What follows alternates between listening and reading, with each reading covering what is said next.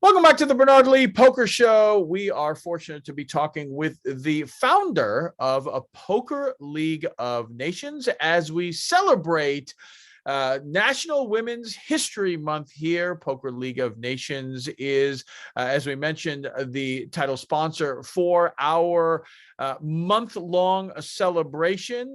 Poker League of Nations, you can go to pokerleagueofnations.com, as it is the world's largest and most internationally represented women's poker organization. You can join for free as the community is growing, over 7,500 players and growing every day. We are talking with the founder of a Poker League of Nations, or better known as PLON. But I wanted to talk about your poker career, because you have had a successful poker career. You are a two-time WSOP circuit ring winner, and you really won them kind of back to back. In 2017 in November, won it at Planet Hollywood, over 162 players, and then won it again when it came back in February at the Rio, over 213 players.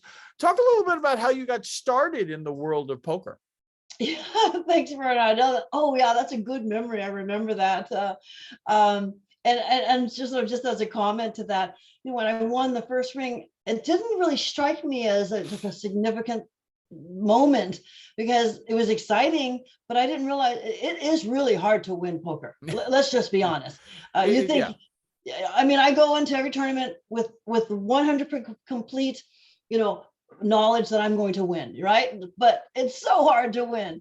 So when you do win, it's exciting. And yeah, so when you mentioned those two rings 3 months apart, exactly, almost to the day, I was the first woman to win two in one season. But that took years of practice. And so I began playing probably 15 years ago, but I wasn't a tournament player. I was a cash player. So I played a lot of private cash games, and my former partner played. So I sort of was brought into the game that way. And I enjoyed it because I have an affinity for cards and numbers. And I love the fact that it's a solo sport in essence, right? You're playing against everyone else. It's not a team sport. So you can take strategies that might be sort of unorthodox and you wouldn't do if you were a team player, but you can take these risks. So I'm definitely a risk taker. I don't fear it, but yeah. So I started playing private cash games, and I live in an area where there are a lot of private cash games, and there are people who buy a house just to have their poker game, or who rent an office just to have their poker games. These are all non-rake games, but you help pay for the dealer and the food and so forth, and you just enjoy and play cash. But then I started meeting more friends, and they played tournaments, and I thought, I'll just check it out. I'll go, hey, you're playing that tournament, let me come check it out. And I ended up going deep in a few, and I just thought, okay, I think that's probably beginner's luck. Then I tried it again, and then I lost, right? And I said, okay, that was beginner's luck. But I just kept at it, because poker is such an interesting, as we mentioned earlier, like subculture. You have no idea about people that you're playing against. The person sitting next to you could be playing their last $300. Or you could be sitting with someone who just flew in on their private jet. It's such an interesting, wide swath of individuals. Whereas, a lot of the circles that I had been accustomed to, running in, everybody was sort of, the charity people or business people. And I just felt like more sort of in touch with poker players, because I felt like there were more grounded, more accessible, more, I don't know, real, maybe that sort of, trite expression. But so I really started enjoying meeting new people. And I thought, wow, that person's so interesting when you hear like their story, or that lady or that woman. And it's all ages. And what I also really love about poker is that anybody can play. Blind people can play. Deaf people can play. Handicapped people in wheelchairs can play. Just roll right up. So I love that about poker, and it's so inclusive, and that's why I love it. And meeting more women and helping them feel like they're included as well. This is not scary. Just be your fierce self and have just have that power behind you and know you're going to win. I'm going into every tournament with 100% knowledge that I'm going to win. So Right. it doesn't happen, Right. 70% of the time, Right. but you Right. got to go in knowing that you're going to succeed. But yeah, so that's just my personality. I have, I have a strong sense of winning and wanting to achieve. So it was a perfect sport for me. And the fact that you had to really play against people and think about, okay, why are they behaving like that? Or, okay, if you were in a cash game, you think, okay, that guy is short buying. Okay, he's a target for me because I can take him on if he's going to short buy. So you learn about just the psychology of people, and you could apply that. So that's one of the reasons I really love poker. So I'm more of an exploitative player, whereas some people are more GTO and more about the mathematics. Obviously, I study and I know percentages and so forth, but I tend to lean more on and rely on more the people, position. I play position and the people, and obviously math comes into play. But yeah, so then I started playing tournaments and I started having some deep runs and winning some tournaments and having some great successes. And then the 2 rings, and so then you get street cred, right? Because Right. cash games, it's private. Nobody knows if you're winning or losing or how much, because that's private. But when you play tournaments, that's street cred. And so it's helpful because having street cred and having some notoriety and people perceiving that you're successful, it helps. And it helps bring attention to Poker League of Nations or to my tour. I own a tour called Helix Poker, and we've had events all over the world.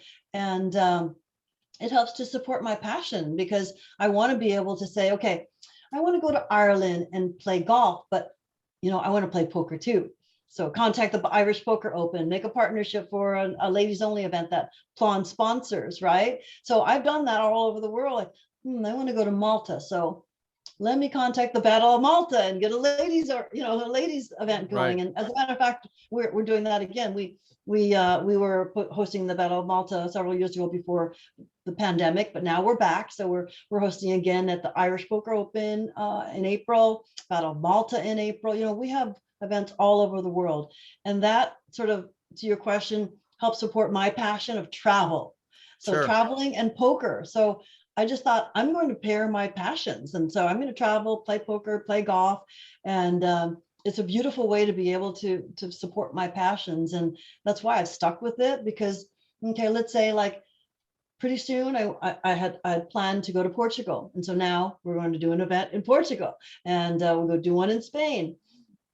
I've traveled to Spain, but I thought so close, and they offered it. I said, okay, let's do one in Spain too. While I'm in Portugal, we'll jump to Spain, and then going to Morocco, and then there's an event in Senegal, so in Northwest Africa. So really, poker has, for me, fulfilled multiple passions. Mm-hmm. So the mind sport is one passion, and the travel is another passion. So being able to pair those, it's like having a passion of playing golf and traveling the world to play golf. Sure. So sure. I also now just add in poker, golf, poker, travel. There you go. There you go. Yeah. Perfect. I wanted to talk about a topic which I'm not sure if everyone knows. Chris Moneymaker has mentioned it a couple of times on his social media, and it is something that is very interesting. And Chris is kind of, I don't know if the word is settled with them or not, in the sense that they have given his money back. But other people now came out of this, and it's kind of a scenario where there's a class action suit against PayPal. And right now you are kind of leading the way with regards to this. Just to put in perspective for everyone, Chris Moneymaker had a fantasy football league. He collected the money on it. It was paid out through PayPal, and PayPal froze his account because of it, and then took the money away, over $12,000. Chris was shocked by this and basically said, wait a second, it's one thing to ban my account, but it's another thing to just suddenly just take this money away from me and put it out on social media. Is this the only time this has happened? Am I the only person?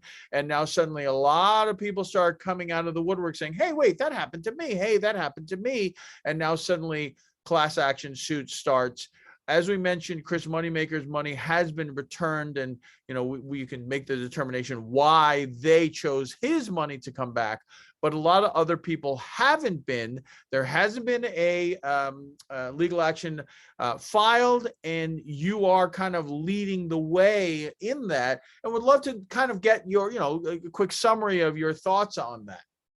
Yes, Bernard, thank you for shedding some light on this subject. It's a serious matter. It's very much a David versus Goliath situation, and we as well. I'm a former PayPal user, and PayPal and Venmo, because Venmo is owned by PayPal, former, right.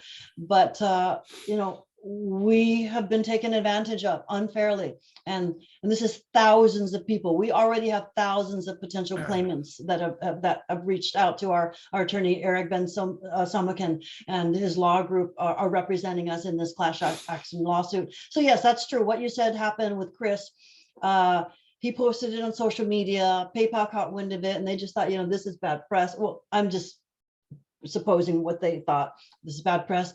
We better refund this guy's money, right? So he did get his money back, but other people didn't. So so PayPal stole and is stealing lots of people's money, and they stole nearly $30,000 from me, and I kept that private because our financial matters are private. But Chris chose not to, and I respect that, and I'm grateful for him for pushing it out there, because as soon as he did that, I contacted him because we're friends, and I said, hey Chris, this is what happened to me as well, and this was before they gave his money back, and I said I want to file a class action lawsuit because I know it's happening to other people, because it's not just the two of us, just by coincidence that we know each other, and it's happened. So I said, I want to file a class action lawsuit, and I know the guy I want to hire. And so we were talking, and then it ended up that they refunded his money rather than, they seized it and then they refunded it. So then we decided we would go with Eric Ben Somakin, because that was an attorney that he had worked before. Eric has represented other poker players in the industry and in other subjects and other litigation. So I said, okay, that's fine. Let's go with him.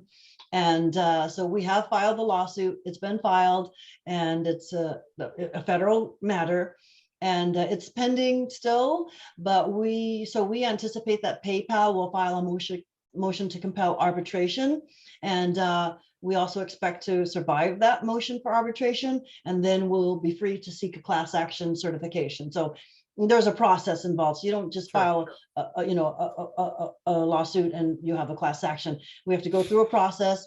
There are 30 days to respond. They file the motion for arbitration, and then once we survive through that, then we will be a class action. And we have already thousands of people who have come across, and there will be more. Once we have the certification of our class, there'll be more. But there was a time when PayPal had us as a captive audience. There were no other options in the beginning, and they were the only place we could go. But now there are lots of other options, and a lot safer options, and options where they don't actually steal your money. There's places that you can transfer money legally to your friends if you're selling things on websites, or if you're doing your sports fantasy league, or if you're just they took money from our nonprofit organization where we're saving women, we're helping women. They froze that money and they decided to just steal it. So they send you this this boilerplate that says you have you've done something that's against our terms of service, and we're going to hold your money for 6 months, and then you can we'll release your funds. And what they do is they don't actually end up releasing your funds. They're holding your funds. Obviously they're using your funds, collecting interest, using that in their business, and then in 6 months basically they say you can no longer use our service, and thanks for your money. They don't say that. I'm obviously I'm being facetious, but that's the gist of it. Is okay, they just took my 30,000 and decided to keep it. And it's quite sad for myself, but I mean, fortunately I'm able to fade the 30,000, but there's lots of people, and the majority of people who can't. That's their income, that's their livelihood, that's how they're feeding their families, because they're selling goods online and so forth. So, and it's a problem because people didn't know they had an option to fight against, like I was saying, this is a David and Goliath situation. And it's not the first time things like this have been happening and companies stealing, but we're exposing them for the terrible business practices that they're continuing to steal. And we can't wait to have our day, and treble damages and punitive damages, and we're looking, and that's our view, and we have a very good position. Yeah, well, And when you consider, sorry, go ahead. Yes, and when you consider this, every single day hundreds of people are contacting our attorneys. Mm-hmm. Yeah, well, stay tuned. Obviously, follow in the poker news. The story will continue to develop. Lena, we really thank you for all of your support. Talk a little bit about the TEDx talk. You talked a little bit about it previously, but talk a little bit more about it. It's more than just, it's not just about poker. It's about taking the kind of traits and the things we do in poker and how to do that in life itself. And that's how the book is kind of brought about. But talk a little bit about the TEDx talk, and can people find it online, and where you did it? Yeah, so thank you. So I did a TEDx talk. It was kind of like a bucket list. I just, following my passions and wanted to do something cool, and I was accepted. And my focus was, of course, poker, because that's one of my top passions. And I just felt like poker is more than just a sport. It's more than just a game. I felt like there are so many concepts that we become very adept at in order to be good poker players that can be applied to just life in general. Like some of the things I mentioned earlier, risk taking, emotional discipline, resilience, which Jeff Madsen's going to be writing about in the book, strategic thinking. These are all things that are important in real life. And so my angle for the TEDx talk was, this is good for your brain. Play poker because it's good for your brain, and you need to increase mental acuity, and all of the aspects that keep your brain active will help you stay healthier. And this is what happens sometimes, is that sometimes people, when they get older, they stop engaging.